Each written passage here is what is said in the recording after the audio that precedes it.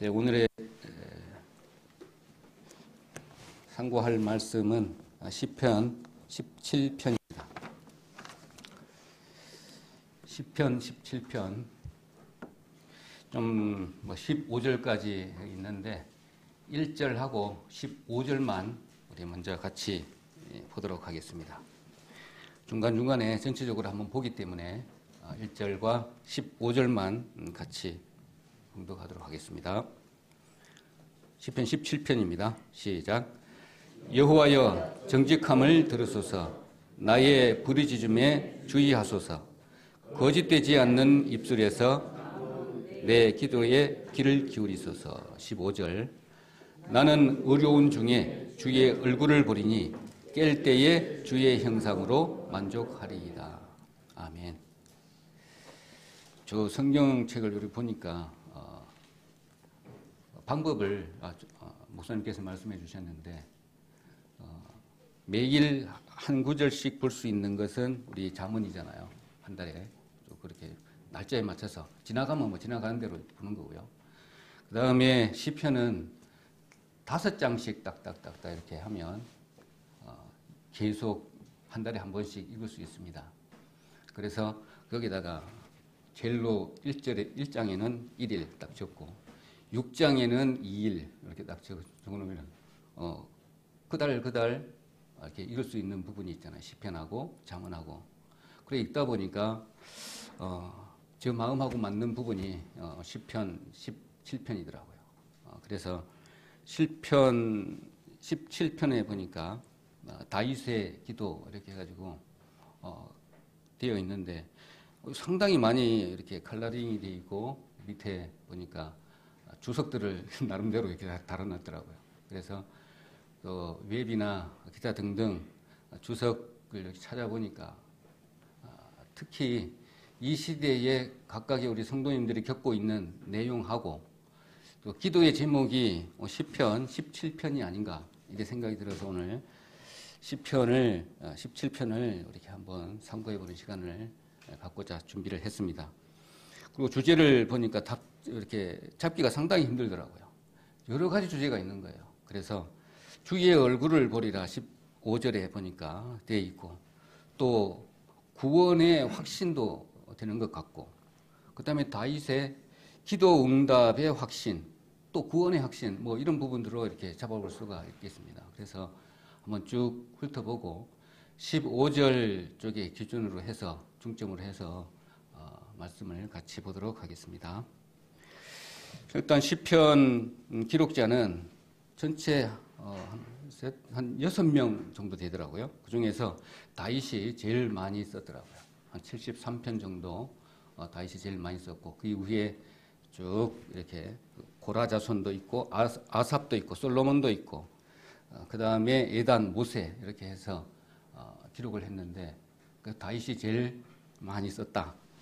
그리고 이 시편 17편은 기름 부음 받은 자 다윗이 대적들의 핍박을 받게 되니까 하나님께 도움을 구하는 정말 개인적인 간구의 시입니다. 그렇지만 저희들도 똑같잖아요. 다윗을 이렇게 딱 보니까 우리 다윗의 일생을 이렇게 쭉 훑어보면 잘 알고 있는 내용이기도 하지만 하나님께서 기름을 부었어요. 자기 대통령으로. 그 이후에 그냥 왕으로 이렇게 올려주신 것이 아니라 여러 가지 시험을 겪게끔 했다는 것이죠. 그래서 다윗은 돌로 해서 물맷돌을 던질 때부터 시작을 해서 하나님을 정말로 가까이 했고 믿었던 분이잖아요. 그 다윗의 믿음을 쭉쭉 이렇게 시를 통해서 표현하고 또 하나님께서 계획도 하시고 또 인도하시고 이 부분을 보고 싶은 것이죠. 오늘 17편을 통해서 나의 처음 하나님을 배웠을 때 하고 그 다음에 중간 과정하고 그 다음에 많이 어려움을 겪었던 내용하고 그럼 하나님이 겪을 때 말씀을 또 주시잖아요. 말씀도 주셔서 일어나게끔 하고 용기도 주시고 그 다음에 어떻게 합니까? 그 다음에 넘어졌을 때 또 일으켜 주시잖아요. 또 보살펴 주세요. 그러다가 결국에는 구원을 해주시는 부분도 있습니다. 그리고 난 이후에 제일 마지막에는 하나님께서 큰 영광으로 보답해 주시는 것, 그 다음에 믿음으로 우리의 미래를 볼 수 있도록, 실제는 볼 수 없지만 하나님의 얼굴도 볼 수 있게끔 이렇게 해 주시는 하나님의 놀라운 광경들을 17편 이렇게 한 편을 통해서 다 기록하고 있는 것 같아요. 그래서 오늘 기도 부분이지만 또 시로서 또 표현을 했지만 나의 삶이다. 다윗의 일대기가 곧 나의 삶이라고 생각을 하고 쭉 같이 이렇게 상고해 보면 큰 은혜가 될 거로 생각이 들어집니다. 철로 역정을 지었던 존 버년이 기도를 이렇게 말씀을 했더라고요. 근데 목사님도 그 말씀을 드렸는데 어디 기록을 해놨는데 찾을 수가 없어요. 그래서 여러 부분을 찾아보니까 있더라고요. 그래서 기도는 보니까 영혼의 우리 방패다. 정말 아멘 되더라고요. 우리 영혼을 사단에게 뺏겼던 부분을 이렇게 찾아왔는데 또 이렇게 죽이지는 못하지만은 이렇게 실족할 수 있는 부분이기 때문에 기도 아니면 우리가 내 영혼을 지킬 수가 없는 부분이에요. 두 번째로는 또 하나님께 드리는 희생 제사라는 겁니다.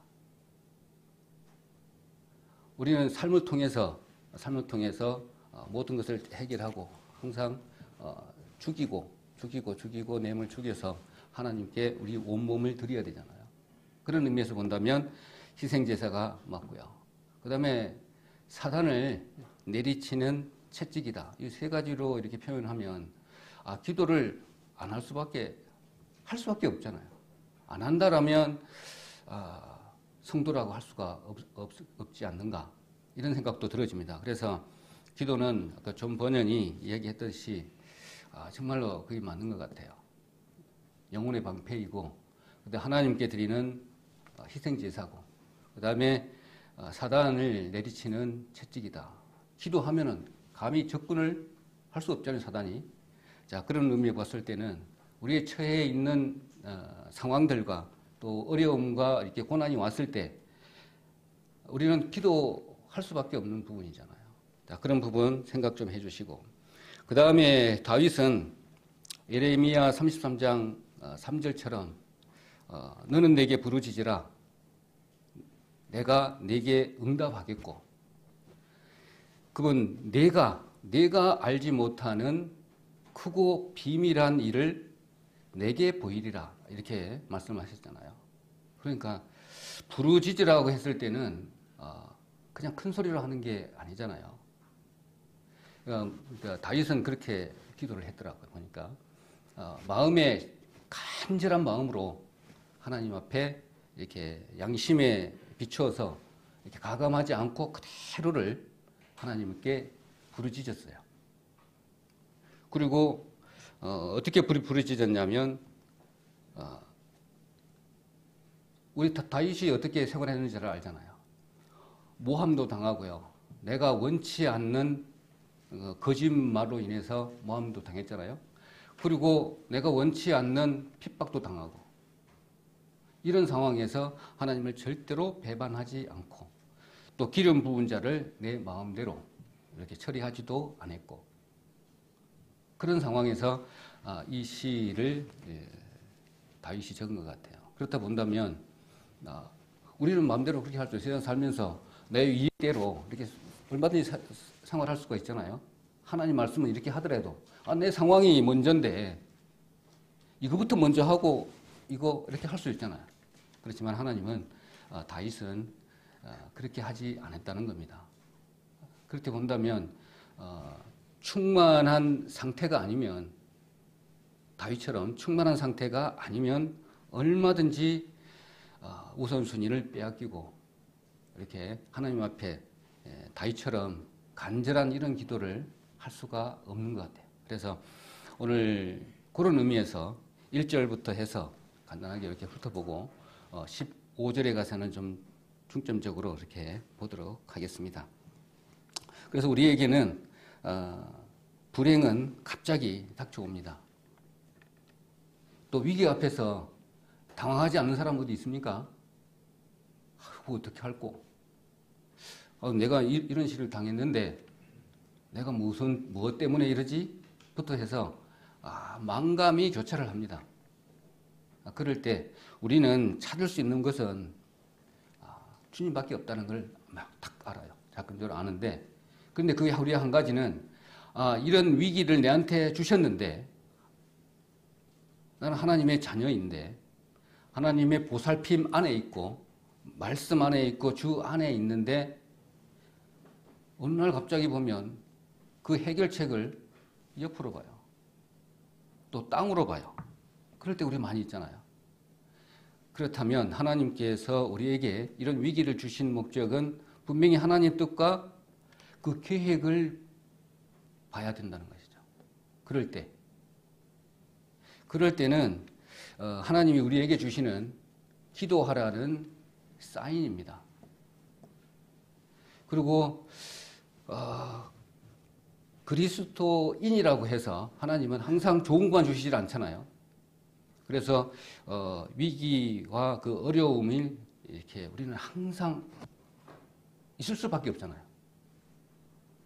없더라면 사생활하고 했기 때문에, 그래서 그런 의미로 항상 해줘야 되고 생각을 해주셔야 되고, 다윗은 그렇게 했잖아요. 아무 잘못도 없는데 이런 위기와 어려움을 당했음에도 불구하고 하나님만 바라본 것이죠. 오늘도 또 동일하게 하나님께 부르짖는 그 마음을 하나님은 다윗의 마음을 다 살펴보셨어요. 살펴보시고 그것도 밤에 살짝 와서 다윗의 마음을 싹 스캔해 본 겁니다. 그러고 보니까 자신도 죄가 없음을 알아요. 다윗 자신도. 근데 하나님께서 이렇게 보시니까 정말로 깨끗하네. 자, 그런 마음, 하나님은 그 부르짖는 다윗의 마음을 이해하시고 또 위로도 하시고 은혜를 베풀어 주시는 것을 오늘 전체적으로 1절부터 15절까지의 그 내용입니다. 살짝 이걸 살펴보도록 하겠습니다. 1절부터 15절까지 제가 같이 읽어보고 같이 쭉쭉쭉 넘어가도록 그렇게 하겠습니다.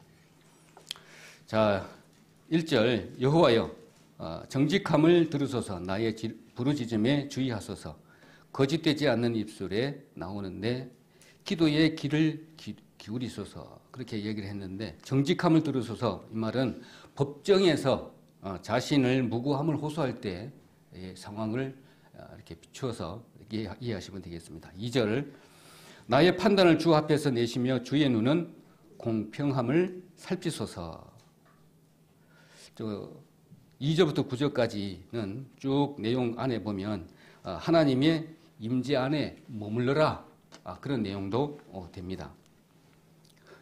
그리고 그곳에서 우리를 헤아려 일어나는 대적들로부터 보호받고 하나님의 여기에 지혜를 배울 수 있는 부분이 2절부터 7절까지의 내용입니다. 3절 주께서 내 마음을 시험하시고 밤에 나를 권고하시며 나를 감찰하셨으나 흠을 찾지 못하였으니 내가 열심하고 입으로 범죄치 아니하리라. 좀 내용이 바로바로 이해가 되죠. 시험하셨어요. 마음이 밤에 나를 하나님께서 싹 스캔을 해봤다는 것이죠. 그런데 흠을 찾지 못했어요. 내 자신도 힘을 찾지 못했고 하나님도 힘을 찾지 못했습니다.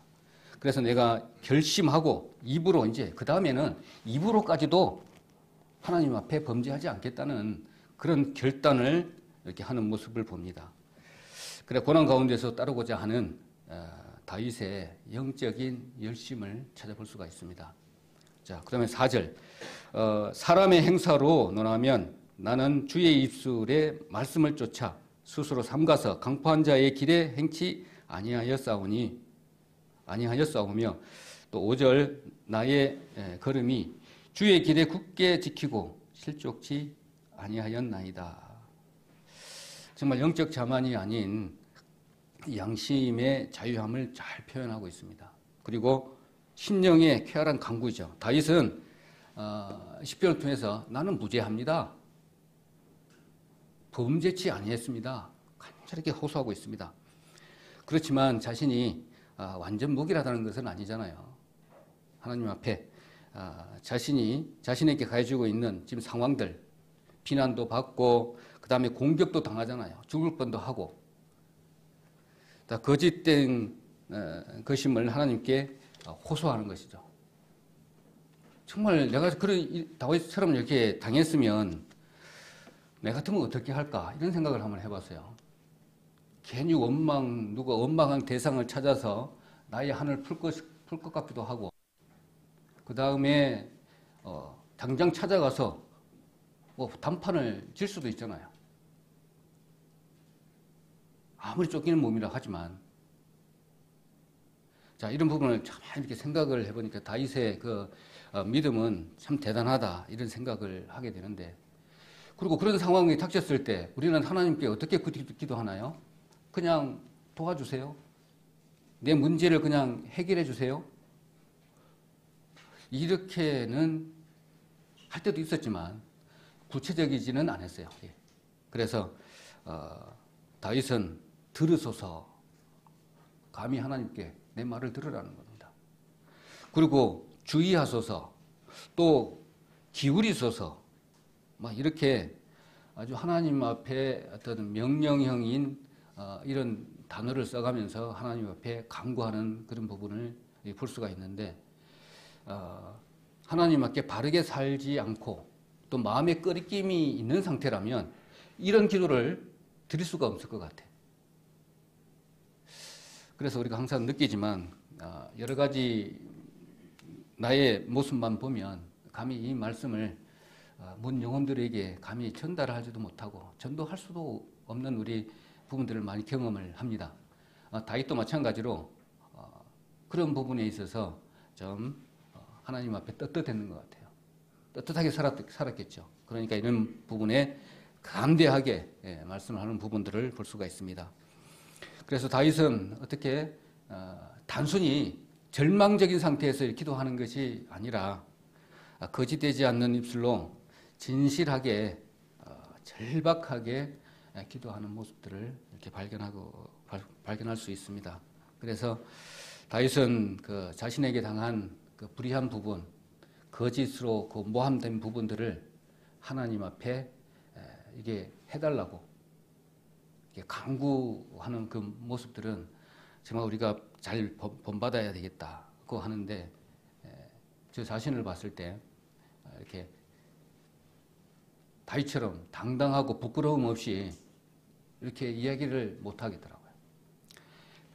기도하기 이전에 일단 양심을 일단 봐야 되잖아요. 그러면 끄리낌이 있다라고 하면 이런 부분들을 하나님 앞에 진실되게 고백하고 나게 손을 씻어야 되잖아요. 서로 씻음을 하고 난 이후에 하나님과의 말씀으로 내지는 입술로 말씀을 통해서 모든 부분을 깨끗하게 정리하고 나면 화목하게 되잖아요. 하나님과의 화목한 상태의 마음 상태를 유지한 다음에 그 다음에 이제 깨끗한 마음으로 하나님 앞에 기도를 해야 되겠죠. 다윗은 전 단계는 다 해결된 것 같아요. 그러고 난 뒤에 하나님 앞에 간구하니까 실제로 하나님이 늘 다윗하고 같이 있다는 것을 실감을 하고 있는 상태에서 하나님께 기도한 부분을 볼 수가 있습니다. 그래서 억울함을 겪고 있는 다윗에게는 뭐가 있었냐면 하나님도 보셨지 않습니까? 내 마음을 보셨지 않습니까? 그거 하고 나도 내가 양심적으로 보니까는 죄가 없습니다. 그러니까 이걸 가지고 이것을 공평하게 판단하려면 사람은 안 됩니다. 이거예요. 세상의 법은 안 됩니다. 오직 공평하시는 하나님의 판단밖에 없습니다. 그러니 내가 하나님 앞에 이 억울함을 기도할 수밖에 없습니다. 이겁니다. 그래서 하나님은 다윗의 마음을 다 아시고 그 억울한 부분, 거짓되이 모함됨 받고 쫓기고 심지어는 하나님께서 기름 부은 받은 내 자신인데 곧 왕이 될 신분인데 이것을 내세우는 것이 아니라 지금 현재 상황에 처해 있는 부분들을 하나님 앞에 양심에 비추어서 그대로 하나님께 아뢰는 그런 부분들을 볼 수 있습니다. 그래서 입술로 죄를 범하지 않겠다는 부분이 결단의 그 기도라는 것입니다. 오늘 본계 1절부터 5절까지 내용은 이런 부분들이 잘 녹아져 있다고 봅니다. 그래서 양심도 봤고요. 양심도 봤고 내 행위도 봤어요. 그런데 범죄가 하지 않았어요. 다윗이. 그리고 더 나아가서 이제는 입술로도 하나님께 범죄하지 않겠다는 그 믿음의 그 결단을 볼 수가 있는 것이죠. 야고보서에 보니까 3절, 야고보서 3장 2절에 보니까 자, 우리가 다 실수가 많으니 만일 말에 실수가 없다면 그것은 곧 온전한 사람이다. 이렇게 표현을 했는데 우리가 말에 실수 없는 사람이 있습니까? 그렇지만 다윗은 양심에도 끄리낌이 없고 행위에도 그런 거 없잖아요. 그런데 이제는 혹시 말에도 하나님께 범죄할까 봐서 다짐을 하는 부분입니다. 그래서 우리 입술은 가장 다루기 힘든 부분 중에 한 곳임에 불구하고 여기도 이제는 앞으로는 여기다가 뭘요? 재갈을 물리든지 아니면 파수꾼을 세워서 하나님 나 말로도 범죄하지 않겠습니다. 이러니 내 억울함을 들어주소서. 이것이죠. 억울함을 들어주시고 하나님의 그 사랑을 나를 통해서 나타내 주시고 또 이렇게 보여주세요. 라는 간절한 하나님의 다윗의 기도를 볼 수가 있습니다. 그리고 이러한 기도와 결단을 이제 해야 되잖아요. 다윗이 이렇게 결단을 했어요. 그럼 우리는 이제 어떻게 교훈을 받아야 될까요? 세상에서 살아가는 그리스도인들은 다윗과 같은 상황이 항상 찾아오잖아요. 억울한 부분도 있고 모함도 당하는데 세상에서만 그런 일이 있는 것이 아니죠. 우리 교회 안에서도 다윗과 같은 억울함도 당하고 모함도 당하고 또 거짓으로 이렇게 참 억울한 부분을 호소할 수도 없고 이런 부분들도 우리 있습니다. 교제를 통해서 해결해야 되겠지만 그 이전에는 어떻게 자매님이 저런 말을 할 수가 있을까? 어떻게 형제님이 내한테 이런 말을 할 수 있을까? 이렇게 들었을 때 어디다가 하소연을 해요? 할 데가 없어요. 그렇게 되면 다윗처럼 하나님 앞에 간구를 해야 됩니다. 그리고 우리 방법은 잘 알고 있잖아요. 교제를 통해서 해결하는 방법도 있겠지만 우선은 기도를 해야 되겠죠. 다윗처럼 이런 부분이 우리 잘 교훈 받아야 될 부분이 아닌가 생각이 들어지는데 그러면 어떻게 기도와 결단을 이런 모함을 받고 했을 때 해야 되겠는가? 다윗을 통해서 이렇게 본받아 보면 첫째로는 이겁니다. 오늘 말씀을 드렸던 것과 마찬가지로 3구에 보면 이렇게 개략적인 이렇게 그림이 그려질 거예요. 첫 번째는 이게 그냥 적극적이고 간절한 기도를 그 다윗이 했던 것처럼 간절히 기도를 해야 돼요. 간절히. 그러니까 뭐냐면 내 말 좀 들어주세요. 내 이런 억울함이 있습니다. 그냥 우리 기도할 때 그렇잖아요. 저도 그런 것 같아요. 그냥 하나님 앞에 이런 부분이 있는데 해결해 주세요. 그런 뉘앙스밖에 기도를 못한 것 같아요. 간절하게 기도한 적이 딱 두 번 있네요. 저 같은 경우에 간단히 말씀을 드리면 이런 겁니다. 제가 몇 년도인지 기억이 안 나지만 제철소 사택에 살 때 장미 아파트에 살 때입니다. 근데 이쪽으로 이제 이사 오게 됐어요. 그런데 기억이 잘 안 나지만 애들 학교 문제도 있고 또 개인적인 거취도 문제도 있고 그래서 하나님 앞에 간절히 기도한 적이 있습니다. 이사는 했는데 애들 학교가 문제예요. 어디로 갈지는 몰라요. 그런데 어딥니까? 제철 초등학교로 보내야 되는데 거기 보내려고 하니까 요 지역에 있는 사람들밖에 보낼 수밖에 없는 거예요. 그러면 내가 그쪽에 이사를 가야 되고 아마 여러 가지 문제가 복잡하더라고요. 그래서 하나님이 간구를 했는데 그때 신집사님의 구역 예배 때 들은 적이 있습니다. 몰라 오정철 전도사님께서 같이 계셨는지 그때 기억은 잘 안 나지만 저한테 그러더라고요. 신집사님이 내한테 이렇게 얘기하더라고요. 내가 그 이야기를 들었는데 내가 구역 예배 때 얘기를 했죠. 이런 문제에 있어가지고 애들 학교 문제도 있고 집 문제도 있고 이래서 그리 가려고 하니까 이런 문제에 있어서 도저히 안 되겠다고 하니까는 신집사님이 그렇게 하더라고요. 내가 그 일을 안 하고는 일이 안 잡히더라는 거예요. 일이. 그러니까 하나님께서 신집사님을 통해서 내 기도를 들어주신 것이죠. 그때는 정말 간절했어요. 이렇게 양심 부분으로 봐서 어떤 꺼리낌도 하나도 없었고요. 오로지 그 애들하고 같이 이 보금자리를 만들기 위해서 하나님 앞에 간구했던 적이 기억이 납니다. 간구하니까 다른 사람을 통해서 그것을 해결해 주시는 주님의 일을 겪었습니다. 그러고 하고 나니까 늘 옆에 계시는 하나님이시구나. 그렇지만 잘못 살았을 때는 반드시 채찍과 또 어려움도 주시죠. 그러면 하나님의 뜻이 하나님의 뜻과 계획을 발견을 하는 것이 우리 지혜다 이렇게 생각이 들어집니다. 그 다음에 또 첫 번째는 간절한 기도죠.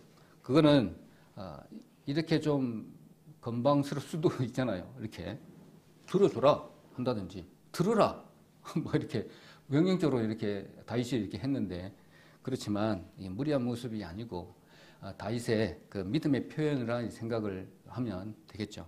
두 번째로는 내 마음을 살펴주세요. 우리 그렇게 할 수가 하나님 앞에 있을까요? 부끄러워서 죄가 많은데 부끄러워서 그렇게 하지 못할 것 같아요. 그렇지만 하나님은 다윗은 내 마음도 한번 시험해 보세요. 하나님. 또 잘 살펴보세요. 그 이전에는 우리가 하나님 앞에 화목 관계를 먼저 해야 되겠죠. 입술로 범죄치 아니해야 되고 양심으로라도 하나님 앞에 범죄해서는 안 되겠죠. 깨끗한 양심으로 하나님 내 마음 한번 살펴보세요. 나 죄 지은 거 없습니다. 하나님 다 살펴보셨잖아요. 그러니 내 기도를 들어주세요. 이렇게 하는 모습들을 볼 수가 있습니다. 그래서 하나님 앞에 앞으로는 범죄하지 않겠습니다. 결단을 할 수가 있어야 된다고요. 두 번째로는. 세 번째로는 내 길을 지켜달라고 해야 됩니다. 내가 어디 갈지를 몰라요. 양처럼 목자가 없으면 어디로 갈지를 모릅니다. 그렇기 때문에 내가 바른 길을 갈 수 있도록 주님의 발자취를 한 걸음 한 걸음 밟고 따라갈 수 있도록 주님께서 다 인도해 주셨잖아요. 길을 다 가르쳐 주셨어요. 그래서 그 말씀에 순종해 갈 수 있도록 그 길을 따라갈 수 있도록 하나님께서 도와주세요. 이 세 가지를 간절하게 기도를 해야 될 것 같아요. 다윗을 본다면 다윗은 정말로 간절하게 기도를 했고 그 다음에는 양심, 행동, 그 다음에는 요 말까지도 범죄치 않겠습니다. 앞으로는 지금까지는 그렇게 해왔다 할지라도 완전한 사람이 없기 때문에 그 이후에는 주님이 걸어가신 길을 잘 따를 수 있도록 길을 인도해 달라. 세 가지는 분명히 다윗이 하나님 앞에 바랬던 내용입니다. 그래서 6절부터 9절까지 다시 한번 보도록 하겠습니다. 그 다음에 6절부터 9절까지 하나님이여 내게 응답하시겠는고로 내가 불렀사오니 귀를 기울여 내 말을 들으소서. 주께서 피하는 자를 그 일어나 치는 자에게서 오른손으로 구원하시는 주여 주의 기이한 인자를 나타내소서. 9절까지 보겠습니다.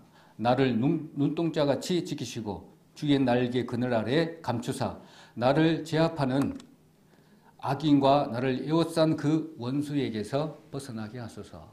오늘 중간중간에 말씀드린 내용에 다 포함되어 있는 줄 압니다. 그래서 주님과 바른 관계에서 나온 확신과 자신감에서 나온 이게 다윗의 기도 내용입니다. 정말 그 눈동자같이 지키신다는 것을 다윗은 알았습니다. 눈동자같이 지키는다 우리는 잘 알고 있잖아요. 정말로 눈동자같이 지킨다 그러면 우리가 이렇게 감은 잡을 수 있지만 이렇게 실제적으로 이렇게 느낌은 바로 따오지를 않습니다. 그렇지만 우리가 눈이 되어 보면 알 수 있을 것 같아요. 눈에 티가 들어갈까봐 깜빡깜빡 해야 되고, 그 다음에 마를까 봐서 눈물을 적셔줘야 되고, 그 순간적으로 위급한 상태에 이렇게 닥쳤을 때 눈이 제일 먼저 반응을 하잖아요. 그런 부분을 본다면 하나님이 다윗을 얼마나 사랑하고 아끼고 보호했는가를 잘 알 수 있는 부분이기도 합니다. 자, 여기 오늘 보니까 은혜에 되는 글 여기 있잖아요. 우리 주보에 오늘 제목과 아주 거의 걸맞는 기도의 기적 이렇게 되어 있는데 한번 읽어 보면 좋겠습니다. 제가 한번 읽어보도록 하겠습니다. 읽어드릴게요. 자, 미국의 한 병원 문 앞에 버려진 아이가 있었습니다. 아이는 정신지체에 뇌성마비라는 장애가 있었고 감염으로 두 눈까지 실명된 상태였습니다. 버려진 아이의 상태를 확인한 의사들도 아이가 곧 죽을 거라고 예상했습니다. 이렇게 세 가지 중증 장애를 가진 아이를 맡아서 키울 사람을 찾는 일도 불가능했습니다. 그러나 가여운 아이의 소식을 들은 은퇴한 간호사가 자신이 집으로 데려가 돌보겠다고 자청했습니다. 혼자서 음식을 먹을 수도 없는 아이를 위해 간호사는 튜브로 우유를 먹이고 아이에게 온몸을 주무리며 하나님께 기도했습니다. 하나님, 이 아이에게도 하나님의 계획이 있으실 줄 믿습니다. 아이를 살려주시고 꼭 하나님을 찬양하는 사람이 되게 해주세요. 하나님은 이 간절한 기도에 응답하셨습니다. 이유식을 씹지도 못하던 아이가 5살이 되면서 손가락을 움직였고 15살이 되면서 걸을 수 있었습니다. 그리고 16살 때 한 번 들은 음악을 그대로 피아노로 연주하는 믿을 수 없는 천재성을 보였습니다. 기적의 피아니스트라 불리는 레슬리 램키를 만든 것은 하나님께서 기도하면 반드시 들어주실 것이라고 믿고 포기하지 않았던 사랑에 충만한 여인이었습니다. 램키는 아무튼 유튜브에 한번 본 것 같기도 합니다.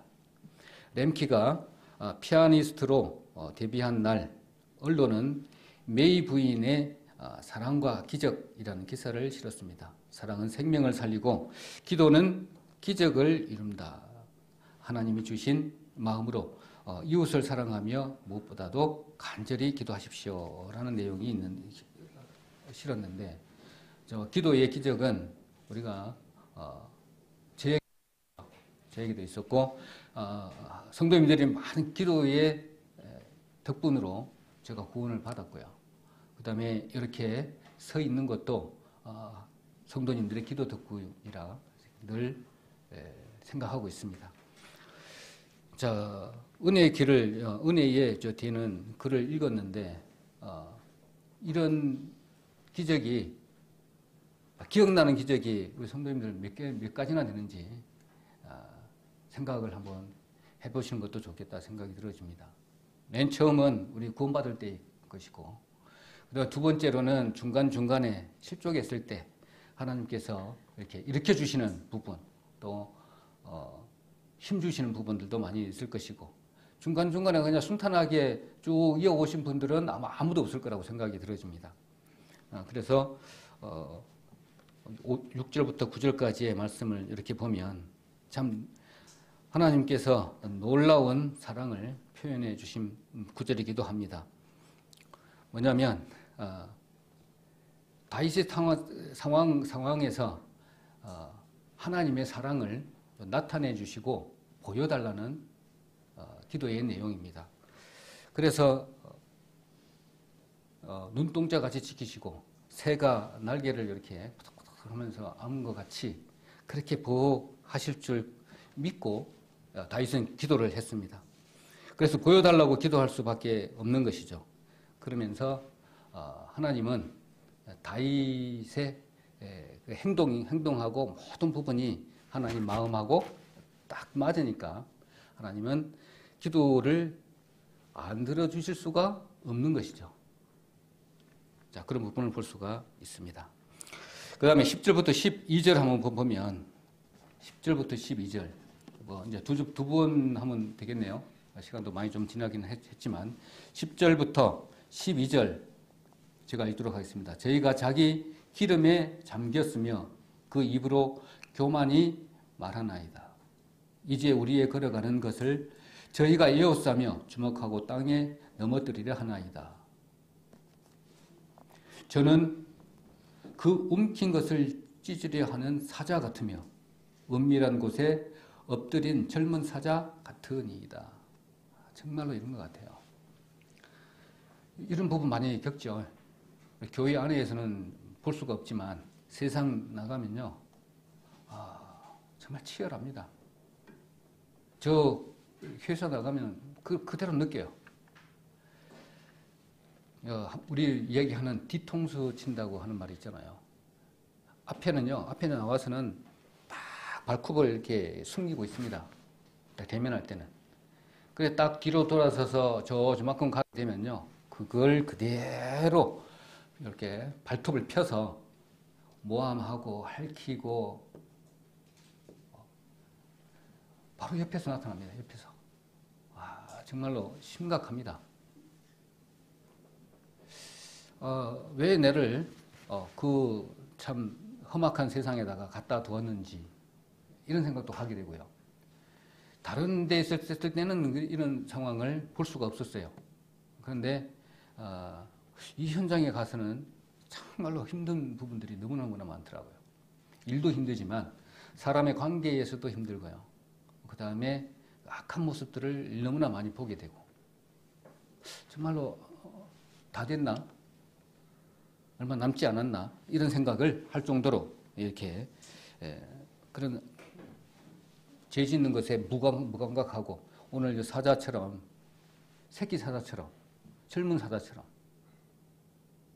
그런 모습들을 정말 보게 됩니다. 어떻게 하냐면요, 예를 들어볼게요. 내가 믿음의 사람이요, 교회 다닌다고 해요.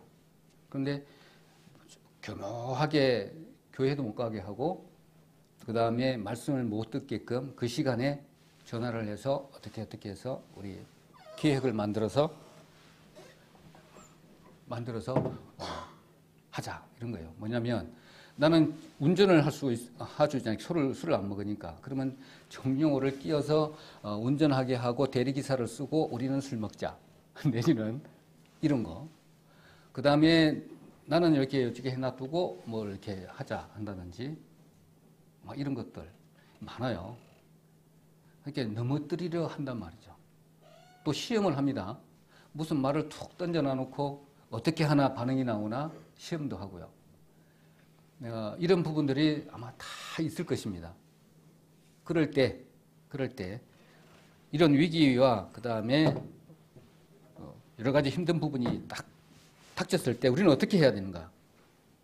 라는 것입니다. 그래서 이런 위기와 이런 위협 속에서 우리를 누가 도울 수가 있을까요? 이걸 생각하지 않을 수가 없더라고요. 그래서 하나님께 기도할 수밖에 없는데, 그러면은 억울함을 풀어주라 할까? 아니면 저희들을 그냥 확 뭉개버리라고 할까? 어떻게 기도해야 되는 건지 생각해 보면 이거더라고요. 다윗은 하나님의 사랑을 그들에게도 나에게 퍼준 것 같이 저들에게도 나타내 주시고 보여주세요. 이거더라고요. 그렇게 기도하면 그러한 나에게 닥친 눈앞의 그 어려움을 이길 수가 있겠더라고요.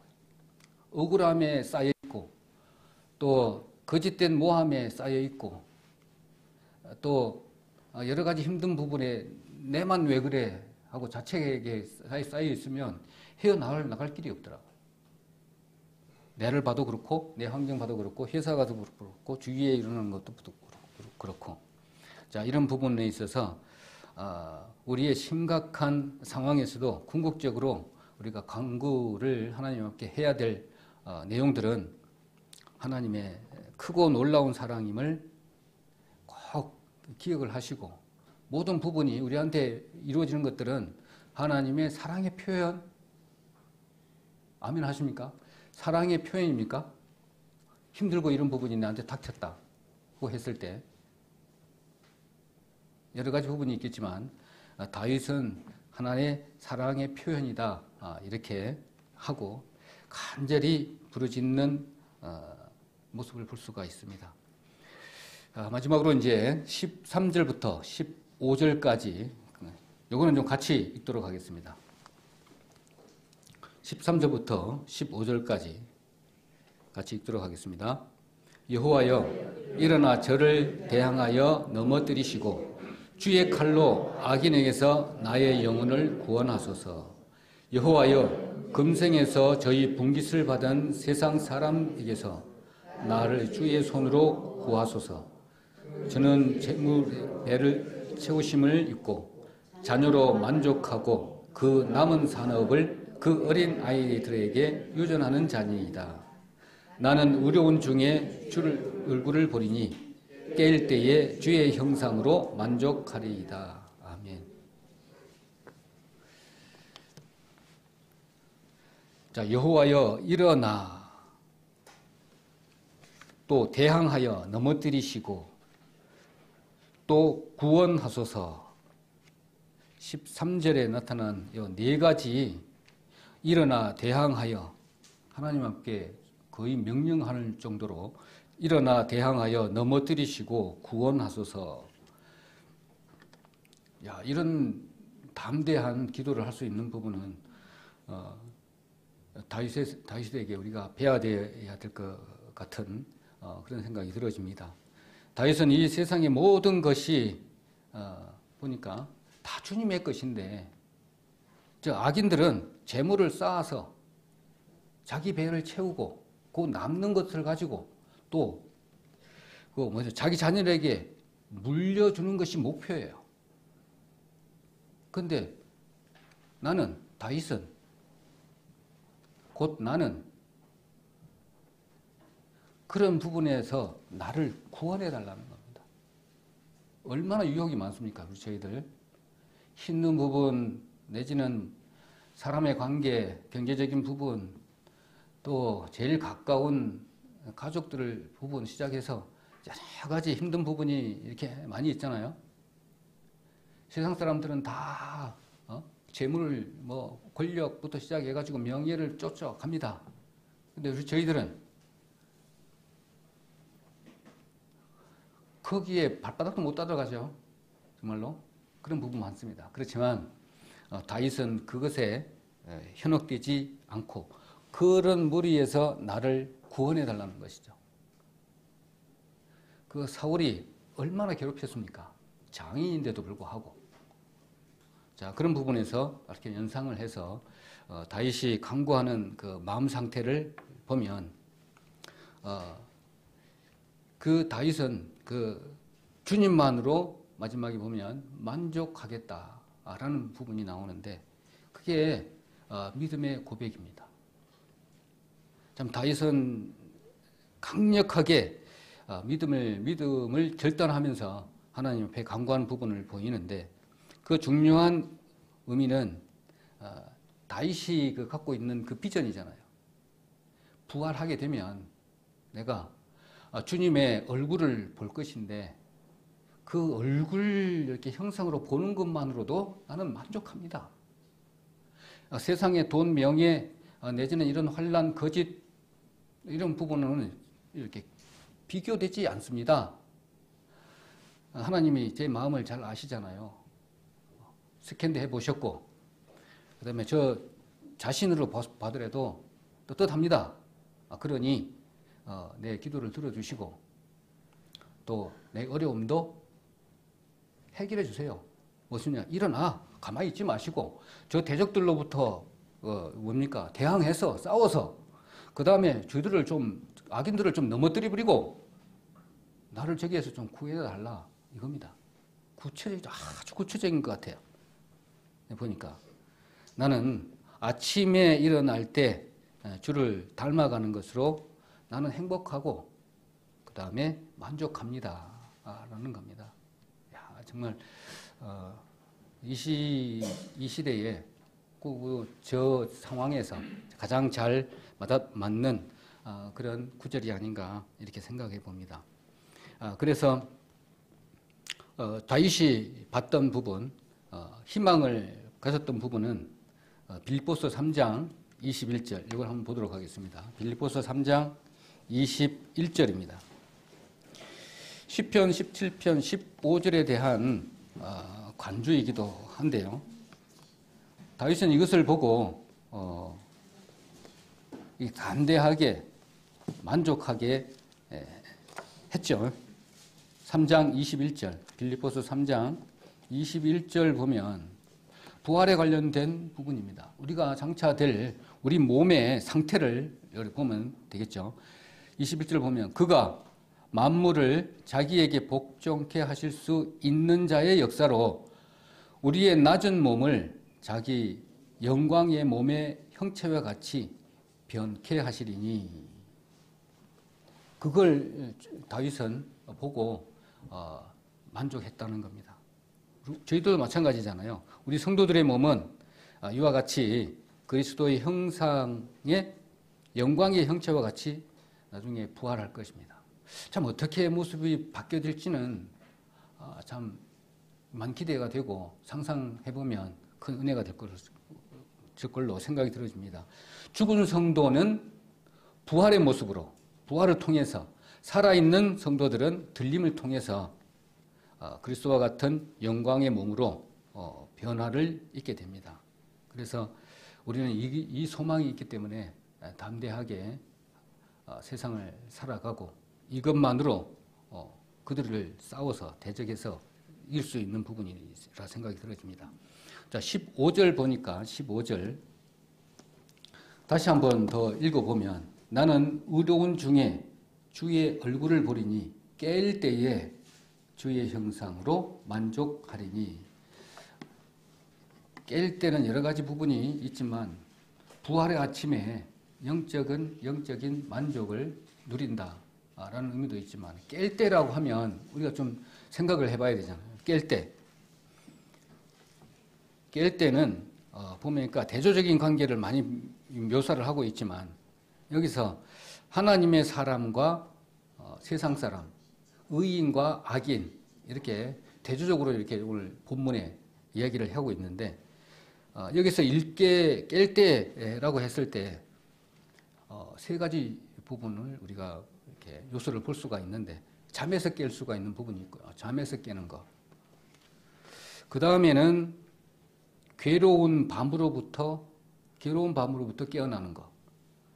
그 다음에 죽음의 잠으로부터 깨어나는 것. 이 세 가지 정도로 깨어난다. 그다음에 잠에서 깨어나는 거 있고 뭐 여러 가지 있잖아요. 거기서 이렇게 생각을 해보면 그 3절에 보니까 3절 주께서 내 마음을 시험하시고 밤에 나를 권고하시며 그랬는데 밤에 나를 찾아오셨습니다. 다윗을 찾아오셨다고요. 그래서 하나님의 임재가 임하신 것을 나타내고 있습니다. 그래서 잠에서 깬다라고 했을 때는 그냥 깨는 게 아니잖아요. 우리가 그다음에 영적으로 잠자고 있었다라면 우리가 거룩한 봉사의 삶을 위해서 깨어나는 것을 의미합니다. 깰 때, 주의 형상을 보려면 깰 때 그 이전에 여러 가지 행동이 수반되어야 되는 거잖아요. 그래서 깰 때의 그 첫 번째의 그 사상은 뭐냐면 내 중심이 아닌 하나님 중심으로 큰 높은 기쁨을 얻은 상태에만이 하나님의 얼굴을 이렇게 배울 수가 있겠죠. 그래서 간절히 기도할 수 있는 부분은 내가 깰 때라고 한다면 나의 처음 생각과 뜻을 인도해 주시고 주의 영으로서 나를 채워주소서 하는 그 기도의 내용, 처음 생각을 끝까지 갈 수 있도록 잠자지 않고 깨어있게 도와달라는 부분이고요. 그 다음에 두 번째로는 세상 사람과 그 다음에 경건한 사람이 좀 있잖아요. 괴로운 잠에서 깨어나야 되잖아요. 그런 부분에 있어서 세상 사람은요 많은 괴로움을 이렇게 갖고 있어요. 그렇지만 위로는 얼마 되지도 않아요. 근데 그들의 희망은 아주 멸망이에요. 그렇지만 그래 경건한 사람은 아픈 시련이 많아요. 오늘 시편 17편 7절부터 9절까지 보면 얼마나 힘든 과정에 있는지를 모릅니다. 그렇지만은 강한 하나님의 위로가 있어요. 그렇지만 우울한 이렇게 그림자가 항상 있잖아요. 우울한 그림자가 있어요. 어떤 때는 밝은 얼굴로 보이지만 어떤 때는 흐릿한 얼굴로 우리 성도님들 보이잖아요. 그러니까 마찬가지로 이것들은 잠시요. 그냥 잠시 있다가 가는 거잖아요. 그래서 그가 깰 때에 그런 것들은 구름의 새벽 안개처럼 그 물방울처럼 이슬처럼 물방울처럼 잠시 휙 사라져 버린다는 것이죠. 그런 부분들은. 그래서 그 기쁨은 우리 경건한 자는 빛 가운데 그 다음에 하나님의 은총을 기뻐하는 것이기 때문에 아침에 이렇게 깰 때는 그 기쁨은 아침에 온다는 것입니다. 어두운 것 싹 지나가고 아침이 딱 밝아질 때 그때 그 기쁨이 우리는 온다는 것입니다. 그리고 이제 죽음의 잠을 자는 곳에부터 깰 때입니다. 깨어나야 되잖아요. 요거는 좀 우리가 좀 심각하게 좀 생각해 볼 부분이 있습니다.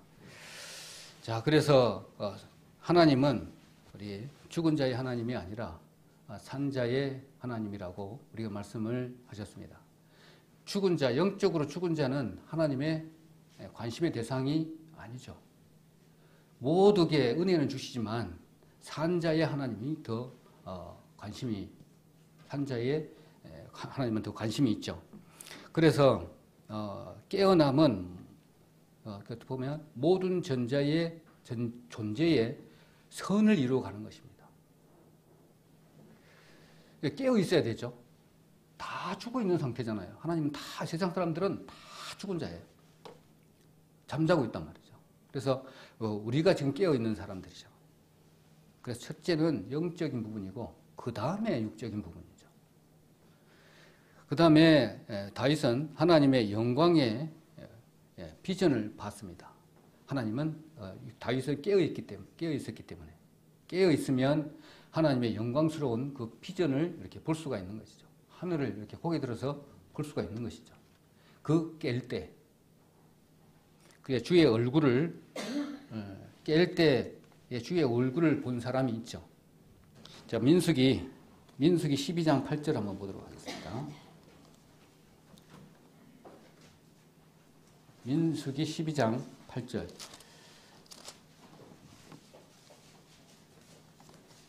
민수기 12장 8절 모세가 그렇게 했죠. 또 한번 보도록 하겠습니다.